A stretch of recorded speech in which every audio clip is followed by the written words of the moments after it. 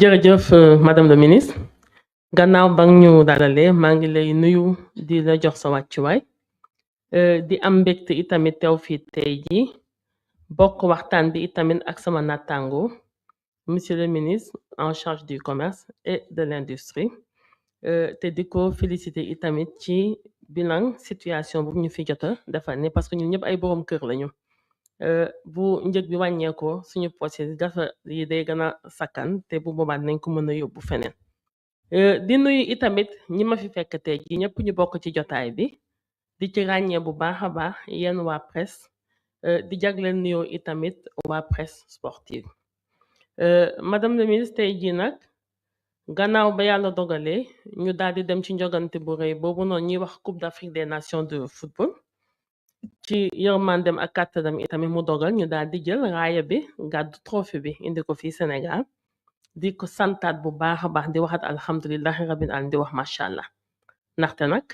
mënoon nañoo dem état mënoon na def lépp lu muy def ñu dem ba final waaye duñu indi trophée bi kon boog bu dogalee tey yàlla suñu boom bu dogalee ñu indi fii tey trophée bi ñu ngi koy gërëmaat di ko santaat di ñaan yàlla ànd ceeg ñëpp yan nañu jig te yeneen topp ci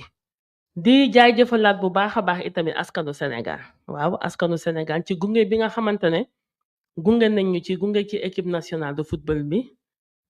gunge ci ak seeni ñaan ak seeni lépp di jiital ci jaajëfal bi président de la république njiitum réew mi moom mi nga xamante ne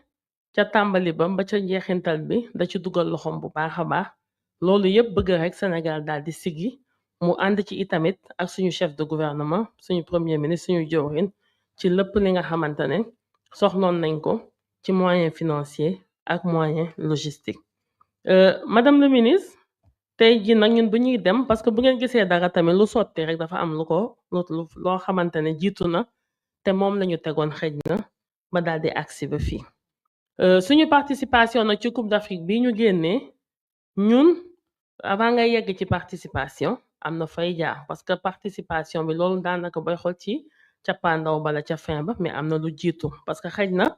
boo indiwul préparation ba ca wax xëy na yow boo demee di participer ak loo am amit talent dina am yu fa mën a sooxe te xëy na bu sooxee loolu mën na impacter yow ci say performance su équipe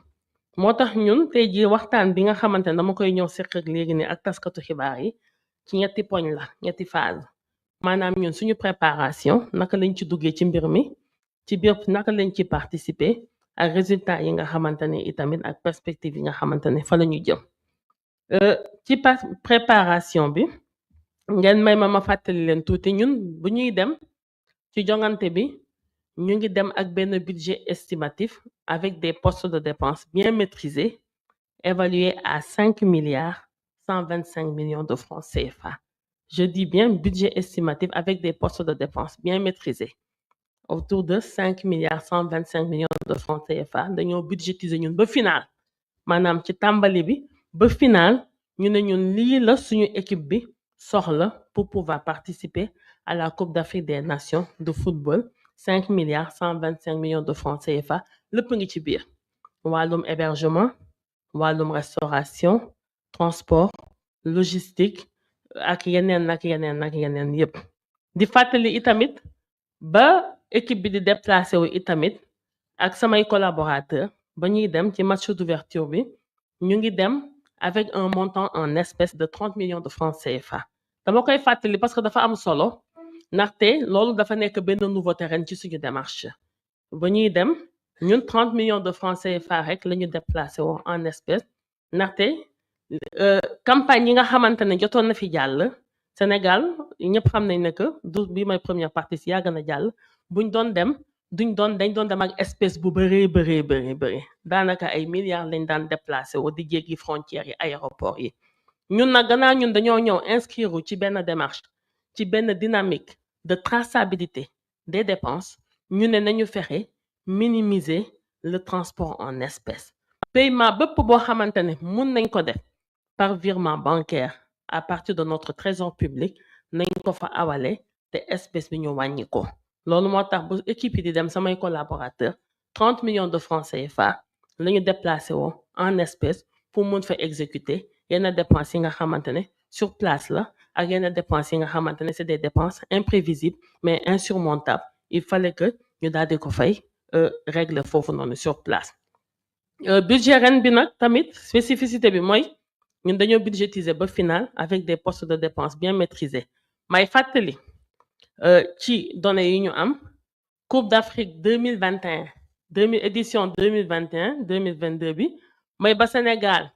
di soog a am son premier sac te ñu gagné coupe bi foofu noonu budget ba ñu dépensé woon mu ngi tollu woon ci 6 milliards 500 millions de francs CFA mooy ba Sénégal di gagné coupe bi fee ca Cameroun 6 milliards 500 millions de francs CFA la ñu dépensé woon may waxaat itamit coupe du monde 2022 ba Sénégal demee participer te yem ca 8e de finale bi ñu ngi ko xayma Sénégal mu ngi dépensé woon 11 milliards de francs CFA ñu daal di yem 8e de finale ci coupe du monde 2022 édition bii nii mujj 2023 avant bi ca Côte d'Ivoire te ngeen xamante ne suñu équipe bi daanaka mu ngi toog ca premier tour ba ci 8e de finale bi foofu itamit këyit yi ma fekk man yi ma donn mu ngi attesté ne que dépensé nañu 7 milliards de francs CFA ñu ngi yem 8e de finale ñun ak suñu budget de 5 milliards 125 millions de francs CFA ñun moom lañu cheminé ca tàmbali ba ca final ba loolu noonu madame le ministre dama ko bëggoon rappeler avant may dugg dans le vif du sujet préparation bi nag dama njëkk yónnee mission de presse am yónnee naa ñaari yoon Maroc gannaaw ba match de qualification Coupe d'Afrique bi weesee loolu jaratul ñu ciy dellu si parce que man bi may jël leng yi fekk na équipe bi joué na yenn match de qualification à cette Coupe d'Afrique yu bëri loolu noonu jarul ñu ci ñëwaat bu ñuy waajal nag kan bi mu am ñaari mission de prospection yoo xamante ne man yónnee naa ko foofu noonu ca Maroc première mission bi amoon samay collaborateur ñaari collaborateur dugaloon naa ci itamit le conseiller technique du premier ministre en charge des sports ci biir mission boobu noonu ak waa finance la direction générale du budget seen benn élément foofu noonu ak tamit benn représentant fédération sénégalaise de football muy monsieur Amadou Kane ñoom ñoo effectué ji woon première mission bi ak samay collaborateur foofu noonu ca Maroc ñu ànd si itamit ak waa ambassade bi suñu représentation diplomatique bi foofu ndaxte nag dëkk nag boo fa demee nga war fa taxaw war a jongante yaakaar naa ne que représentation diplomatique ba fa nekk ñoom ñoo nekk les personnes les mieux indiquées te ñoom ñoo la gën a mën a xam dëkk ba pour wax la fan moo baax nan la naka la première mission boobu noonu ba ñu demee déjà CAF mooy tànnal toujours sa équipe hôtel ba muy loger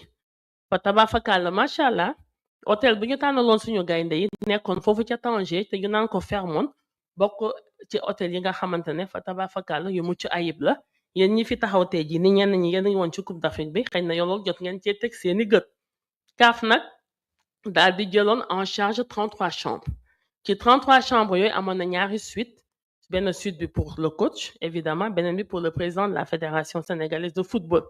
ñun nag ñu ne ci première mission boobu gannaaw ñun suñu équipe bi wax dëgg neex yàlla ñun dañ cee bëgg ay performance ndaxte nag moom coach bi ci contrat wam bi ba ma koy approuvé man mii jëwrin bi dama ko sasoon ne ko Coupe d'Afrique bi da ngay dem pour gagner ko demoo rek pour àgg final mais da ngay gagner coupe bi parce que Sénégal namul àgg final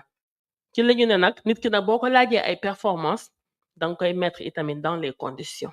ci la ñu décidé ne que te ak ndigal yi ma jot itamit ci président de la République ak le chef du gouvernement premier ministre ñu ne na nga fexe ba équipe bi nekk dans d'excellentes conditions ba nga xamante ne dinañu nekk dans des conditions de performance ci la ñu ne gannaaw CAF jël ñu nañu en charge 33 chambres yooyu noonu ñun nañ ci dolli ba mën a fexe chaque joueur mën a nekk moom kese ci néegam loolu moo indi état du Sénégal daal di jëlaat 27 chambres yokk ko ci 33 chambres yooyu noonu mu nekk un bloc lu tax 27 chambres yi parce que ci biir hôtel boobu noonu dañoo bëggoon isoler ñun suñu équipe bi ba loin de toute perturbation et loin de tout acte de parasitage ndaxte les conditions de performance pour les techniciens du sport xam nañ que dal mu laaj dafa bëri te élément bu mu njëkk a laaj mooy la tranquillité d'abord sportif de haut niveau bi foog mu nekk ci benn cadre bi nga xamante ne xelam dafay dal dara du ko perturber et puis loin des regards extérieurs et à l'abri aussi vraiment de toute personne yi nga xamante ne ay ondes négatives la ñuy àndal mën a semer foofu la zizanie perturbée ci la ñu jëlee ne ndoonte sax xëy na néegi dina ëpp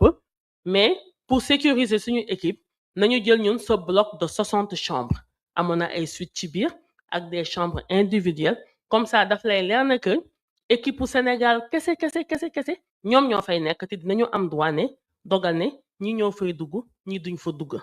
loolu moo indi état du Sénégal daal di jëlaat en charge 27 chambres yooyu noonu te amoon tamit ñeenti suite yi tamit ci biir indi chaque joueur ñu daal di koy mettre ci néegam ak tamit tous les membres aussi de l'encadrement technique tous les membres de l'encadrement médical itamit ku ci nekk itamit amoon nga sa néeg samay collaborateurs yi nga xamante ne itam ñoom ñoo àndoon nag équipe bi tollu woon ci ñeen ak yenn fédéraux yi pas ñëpp itamit le président de la fédération ak def naa ka toppa ca ñoom ñoo logé woon foofu noonu ca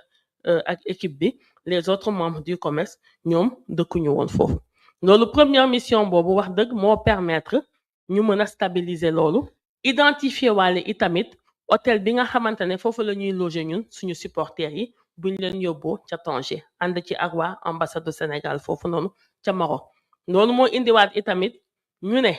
gannaaw nag wax dëgg ñun ñëpp même drapeau bi la ñuy défendre ci la ñu réunion ak waa 12e gaynde waa Alekaza waa Lébu gi ne leen nag ren nag ànd par force la te benn dëkkuwaay lay doon ba ñu demee foofu itamit ca Maroc ca Tanger yàlla yombalal ñu ko ñu am benn hôtel bi nga xamante ne amoon na benn capacité bi nga xamante ne mënoon na contenir les 300 supporters pratiquement mënoon na jël 320 personnes ba 330 personnes ci lañ ko daal di aussi identifier noonu muy hôtel Andalousia yéen ñi ñëpp demoon gis ngeen loolu foofu la ñu logé woon tout le groupe de supporters bi nga xamante ne jóge woon nañu fii ñu daal di leen yóbbu foofu noonu waa Alekaza waa Lébu gi waa 12e gaynde ku ci nekk itamit ak sa cuisine ak sa lëpp et tout première mission boobu ba mu weesee itamit amaatoon na beneen deuxième mission de prospection mais boobu waa ministère samay collaborateur ñaar laa yebaloon ak waa ambassade bi pour ñu mën a dem finaliser li nga xamante ne signer contrat yi parce que itamit Coupe d'Afrique la demande bi c'était très élevé te boo yéexee gars yi jël ko ci la ñu demee daal di finaliser lépp signer les contrats de prestation daal di confirmer hôtel bi nga xamante ne ñoom moom la ñu identifié woon ci seen première mission pour les supporters maintenir itamit le bloc de résidence bi nga xamante ne moom moo nekkoon foofu noonu ca hôtel Fairmont ñu daal di koy booker ne léegi lii pour équipe bi la loolu daal di féetewoo boor waa ambassade du Sénégal ma ciy profito itamit di leen remercier bu baax a baax ci seen taxawaay bi nga xamante ne am nañ ko foofu itamit ci suñu préparation bi itamit ci la ñu déterminer la logistique le transport parce que comme sur 300 supporters lañ doon affrété foofu ak waa ambassade bi ñu ne en plus de ce groupe de supporters ndax mënoo jël ñëpp jëlee Sénégal yóbbu ñëpp xam nañ ne dem Maroc da ngay jël avion wala boo jëlee oto itamit c'est des frais ci la ñu ne nag léegi en plus de ce groupe de 300 waa ambassade ba foofu noonu ak ay collaborateurs am ne ñoom mën nañu mobiliser pour chaque match de notre équipe nationale lu mat 750 supporters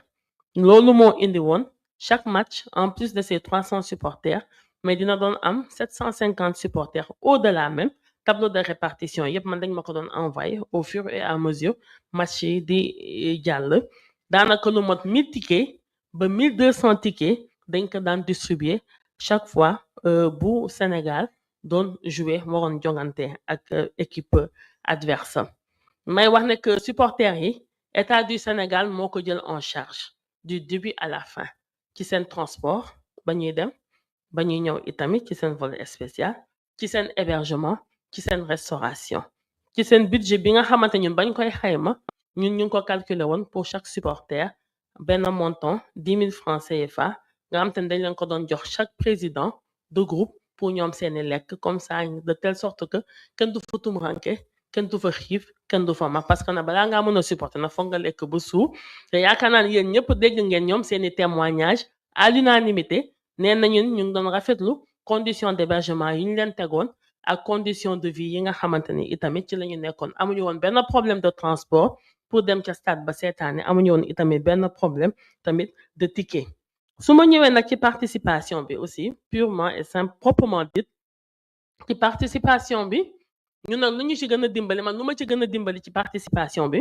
mooy juste avant may définir liste bi délégation bi dama jot rapport définitif au Cour des comptes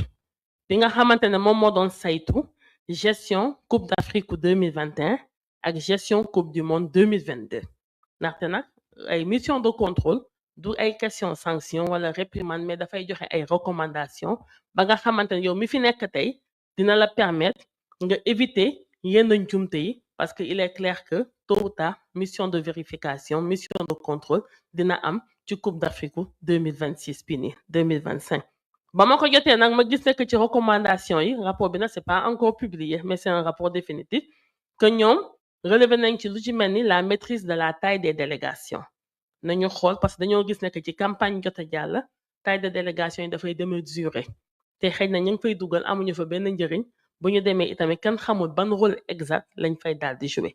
man nag ci loolu laa daal di sukkandiku daal di xool ci délégation officielle bi nga xamante ne man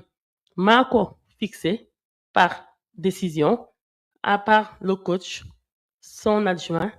les membres de l'encadrement technique médical joueurs yi ñoom ñoo ci nekkoon le président de la fédération ak yeneen 3 autres administratifs collaborateurs yi nga xamante ne moom moo ñu ko jox ak man samay collaborateurs yi nga xamante ne ñeent lañu man maa leen ci dugaloon pour ñoom ñu mën fa nekk tous les jours di ma defal le reporting di ma defal le compte rendu bu problème amee et tout ñu mën ma revenir noonu laa déterminer la taille de la délégation mais nag may préciser waat que ne bokkoot ci taille de délégation boobu noonu itamit taxut woon nga am droit aux primes may def la différence il y a les primes que l'État du Sénégal s'est engagé à verser aux joueurs et aux membres de l'encadrement technique et médical loolu ça n'a rien à voir avec les récompenses qui ont été octroyées allouées par Monsieur le Président de la République suite au sacre du 18 janvier au soir le président de la République moo kontaan bëggalee ko équipe bi bëggalee ko gaynde yi mais par ailleurs à côté de ces récompenses am na ay primes yi nga xamante ne yooyu noonu État du Sénégal moo koy jox coach bi tous les membres de l'encadrement technique médical et les joueurs au fur et à mesure ñoom ñuy performer te loolu noonu am na fu bëri fii ci Afrique ak ci àdduna bi nu équipe bi di gën a yéegee boo qualifié 8e de finale am nga prime de performance nga jóge 8e de finale dem quart de finale am nga prime de performance nga jóge quart de finale dem demi-finale la même chose nga dem finale et tamit loolu c'est les primes que l'État du Sénégal s'est engagé à payer am na yi nga xamante ne jot nañ ko fay ordre de virement bi et tout envoyé nañ ko au trésor public am na yi prime de demi-finale et de finale bi loolu itamit les procédures sont en cours te incha allahu rabbi ku ci nekk di nga jot li nga war a jot léegi nag souvent délégation officielle yi ñoom dañ daan percevoir aussi des primes de performance au même titre que les athlètes que les joueurs man nag ci rapport Cour des comptes bi toujours bu ma ci sukkandikoo ma ne lii c'est à bannir man duma ko def ndaxte effectivement Cour des comptes dafa joxe comme recommandation bu dee fonctionnaire bi moom buy déplacé wu am na ay ordre de mission wa c'est bien encadré par la réglementation donc kenn xamut ci lan la ñu war a mën a sukkandiku pour fonctionnaire boobu noonu ñu koy jox des primes au même titre que les joueurs prime de performance bu équipe bi demee quart de finale yow fonctionnaire bi am nga kii wala kii même bu fekkente ne fonctionnaire bi itamit dafa nekk itamit di liggéey tëddu fa du nelaw mais mu ngi liggéey man ma génne bépp fonctionnaire ne la jël beneen décision à côté de cette décision bi nga xamante ne ci lay arrêter la liste de la délégation officielle ne jël beneen décision ne nag ñii ñoo am droit am les primes qui doivent être versées par l'État du président fédération du benn administratif fédération te du benn fonctionnaire itamit loolu c'est pour l'encadrement technique l'encadrement médical et ainsi que les joueurs bu ngeen ci gisee peut-être xëy na benn fédéral xam ne que peut-être kooku dafa am benn poste technique am na benn rôle technique bu muy jouer dans l'équipe mais du nekk en qualité d'administratif de la fédération moom moo ko jox droit à ces primes mais c'est surtout lié au rôle technique bi nga xamante ne moom daf koy daal di jouer ci biir équipe bi faf nag yàlla dogal ñu daal di gagner coupe bi moom président de la république joxe récompense ñu muy récompenser daal di ci boole waale yenn membre fédération dégg ngeen ko ci discours am ak ñeneen ñeneen itamit ci suñu participation bi itamit yéen ñëpp seetlu ngeen ne que déggu leen ci benn coow ci wàllum mobilisation supporters yi tout ça c'est très bien passé début ba peut-être jusqu'en finale xëy na ci ngeen déggee ay coowum bi stade may waxaat ne foofu noonu lépp li nga xamante ne ñun dañ ko planifié woon parce que ñun mësuñu am benn problème mu ticket déjà l'État du Sénégal ñun euh, fédération moo ñu ko jëndal à hauteur de 50 millions de francs CFA comme ay tickets yi nga xamante ne ñun avant la compétition même ñun bloqué woon nañ ko moo ñu doon permettre chaque match ñu mën a jox suñuy supporters ak 750 yi nga xam ne dañ ko fa daan mobiliser et même au-delà jusqu'à 1200 supporters le tableau de répartition et tout ambassadrice bi di ma ko defal di ko jox samay collaborateurs ñoom itamit ñu ma koy envoyé c'est 750 supporters nga xamante ne ba Casablanca ba Rabat ba Fès Meknès Mohamedia Marrakech Tanger Kenitra am na ay Sénégalais yi nga xamante ne dañ fa daan jóge pour dem supporter ji suñu Lions yi foofu noonu ca Tanger noonu lañ ko doon répartir foofu noonu en plus de ces 300 supporters yi nga xam ne ñu ñoo leen jële woon Sénégal yóbbu leen fa seen moyen de transport logistique yëpp était à disposition à chaque fois bu ñu waree dem ca stade ba toutes les dispositions étaient prises benn retard du ci am ak leneen suñu final bi nag gis ngeen ne amoon na ay coowum billet mais coowum billet yooyu aussi may fàttali xam nga équipe buy dem final loolu noonu boo ko réservelee peut-être 1200 tickets du ko doy ndaxte final yooyu yeneen données spécifiques yeneen données mooy duggaat dina am ñi nga xamante ne xëj na sax ñoom prévoir ñu woon dem seetaani Coupe d'Afrique mais ñoom dinañu dagg seen billet d'avion daal di dem ñi jóge Europe d'autant plus que Maroc gis ngeen ko dafa nekk ci diggante bi boo jógee Europe xëj na Europe de l'Ouest 24 heures lu mu bëri ngay dawal dugg Espagne itamit ay waxtu rek ngay def daal di dugg foofu jóge fii tamit Afrique de l'Ouest jóge Afrique ñooñu nekk woon li nga xamante ne itam mënoon nañ ko planifier ñun ñii nii ba nga xamante ne mënoon nañoo def benn réserve voire de ticket pour ñooñu mais après gis ngeen lu ci topp après amaatoon nañu xëy na benn augmentation et tout au-delà de ces 1200 tickets yi nga xam ne dañ ko daan am habituellement mu daal di ci dolleekuwaat ma ciy profité waale aussi di waxaat ne xëy na ñun aussi ñun xëy na amuñu ay culture wu jënd ay ticket wala di prévoir mais nag loolu foog ñu xaw ko mën a ci tuuti intégrer ñun itamit ci suñuy habitude parce que da ngay gis sa des fois ci championnat yi feneen da nga gis ñi nga xam te ne ñoom durant toute la durée du championnat dañuy jënd ñoom place daal di koy bloqué mais nag comme ñun nag des fois sama classe gi dañuy naan dem final c'est aléatoire ak àgg demi-finale c'est aléatoire wóorut jënd sama ticket parce que mën naa jënd sama ticket sama équipe du dem final wala du àgg demi-finale te kon bu boobaa man damay perte yooyu noonu nag xam nga nag ke mënu ko évaluer ke mënu ko prévoir itamit et tout pour ñu daal di koy mën a def toujours tamit ci participation bi ñu ràññee que vraiment que groupe de supporters yi ils ont vécu en parfaite harmonie et en parfaite cohésion àndandoo booloo macha allah xëy na loolu te itamit yokk na ay performance itamit ci suñu équipe bi ma ci dolliwaat ne itamit que mes collaborateurs qui étaient sur place parce que man new ma fa woon tout le temps et tout ndaxte nag xam naa ne xëy na ñenn nañu ne lu tax madame le ministre moom toogu fa mais ma leen di xamal ne que ministre des sports buy tëj bureau di dem Coupe d'Afrique di fa toog 1 mois ministre des sports boobu kooku xamul luñ koy doyee ndaxte nag dans l'administration il y a la délégation de pouvoir et puis aussi il faut apprendre aussi à se démultiplier d'autant plus que suñu secteur yi képp koo xamante ne jox nañ la ci dara lépp urgent dara mënut a xaar et puis lépp jàmpandoo nga wax ci indi ay réponses wax ko faj ci saa si loolu moo tax samay collaborateurs yi fa ne woon fa tabafakal macha allah ñoom joué nañu seen rôle pleinement et ñu ngi ma doon defar tamit compte rendu bu laajee itamit ñu def benn conférence call en ligne dañ ko daan daal di def au quotidien pour remonter les informations xool les difficultés lu ñu mën a joyanti ci saa si ñu daal di koy joyanti au niveau des supporters itamit amoon na fa benn comité technique aussi bu ma fa tegoon composé d'agents du ministère et ñoom aussi ñu ngi woon foofu avec les supporters à leur chevet pour l'organisation aussi et la coordination itamit lors des matchs ñu ñëw nag ba ci final bi yàlla dogal am nañu suñu coupe mu daal di neex lool di ci félicité waat bu baax a baax le coach Pape Thiaw et l'ensemble des joueurs di ko feddaliwaat itamit suñu reconnaissance man surtout man en tant que ministre en charge des sports di ko rassuré waat ne ko maa ngi ci wetam maa ngi ci kanamam maa ngi ci ginnaawam maa ngi ci càmmoñam maa ngi ci ndeyjooram avec tous les membres tous les joueurs de l'équipe nationale de football. coow bu ci am nag aussi gis ngeen ko mais loolu suñu nguur gi ci wàllum supporter yi nga xamante ne ñoom ñu ngi foofu noonu des foofu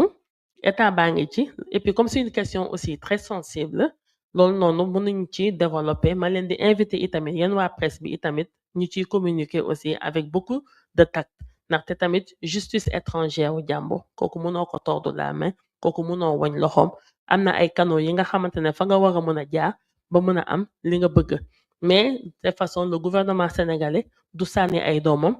musu leen sànni te du musa sànni ay doomam li nga xamante ne moo ci wax le gouvernement est là-dessus par le biais du ministère des Affaires étrangères ànd ci ak la représentation diplomatique bi nga xamante ne moom moo nekk foofu noonu ci Maroc te am nañu yaakaar ne que xëj na yal nañu ko yàlla defal ci diir bu gàtt ñooñu dinañ leen daal di relaxer. Madame le ministre, bon, je sais pas si j'ai été exhaustive ou pas. Voilà pour l'instant les quelques éléments que je voulais fournir à l'endroit du public yu ma bëggoon sédd ak public pour wax leen ñun fu ñu aw ba yegsi ba fii di waxaat ne que dispositif bii nii ñu mettre en place États-Unis nag coupe du monde ba ñu jëm moo gën a sori te aussi c'est pas les mêmes donnes déjà gis ngeen sax ne ci côté peut-être ni ñu koy waxeeti am visa yi foofu dafa xaw a jafe na bu baax a baax xëj na supporters yi ngay mën a yóbbu ca Maroc loolu doo ko mën a yóbbu xëj na ca Amérique mais ñun commencé nañu réunion ak suñu représentation diplomatique ak waa Canada ak waa États-Unis pour xool la meilleure formule bi nga xamante ne moom mooy gën ñu daal di koy adopté teg ko suñu équipe bi nag standing bi nga xamante ne foofu lañ leen teg standing boobu moom du mus a wàcc bu yokkuwul du mus a wàcc ni ñu ko defee woon ci Coupe d'Afrique bi noonu lañ koy fexewaatee aussi jéem ko reconduiraat pour la coupe du monde incha allah fee ne ca New Jersey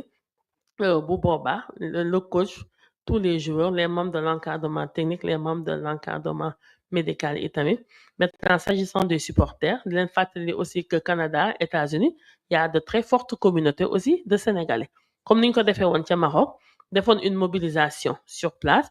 c'est ce même dispositif aussi qui sera reconduit là-bas aux États-Unis ou au Canada xool foofu les supporters les communautés sénégalaises et africaines yi nga xam te ñoom ñu ngi dund foofu aussi xool nu ñu leen mobiliser waatee autour de l'équipe nationale de football bu fekkente ne nag aussi ñoom may nañ ñu ko ñi nga xam te ne ñoom ñoo ñu war a dalal dinañ bu dee mën nañu jële fii ay supporters ñu daal di jël itam daal di yóbbu